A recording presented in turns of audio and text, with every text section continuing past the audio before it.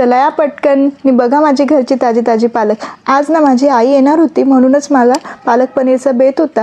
म्हटलं तुमच्यासोबत पण शेअर करू। इथे मी आधी छानशी पालकची हार्वेस्टिंग करून घेतली। बघा घरची किती फ्रेश पालक आहे। त्यानंतर ना इथे पनीर कापलं होतं। इथे मी 3 कांदे घेतले आणि 2 टोमॅटो घेतले होते। टोमॅटोही माझ्या घरच्याच टेरेस गार्डनमधले आहेत।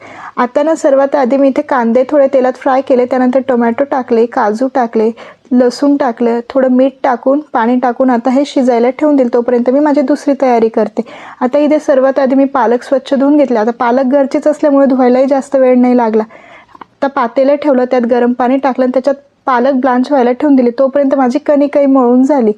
आता ना पालक थोडी शिजून झाली होती, त्यात थंड पाणी टाकलं आणि ते आता पाणी गळायला ठेवून दिलं।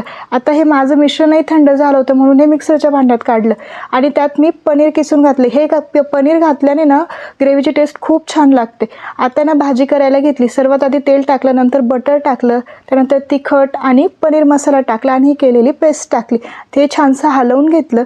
नंतर इथे पालकला मी मिक्सरमधनं काढून घेतली। आता हे मी पनीर पाण्यात टाकलं, त्यात मीठ टाकून ते थोडं 10 मिनिटं शिजायला ठेवून दिलं। असं केल्याने ना पनीर खूप सॉफ्ट होतं आणि थोडंसं मिठाची चव पण लागते पनीरला।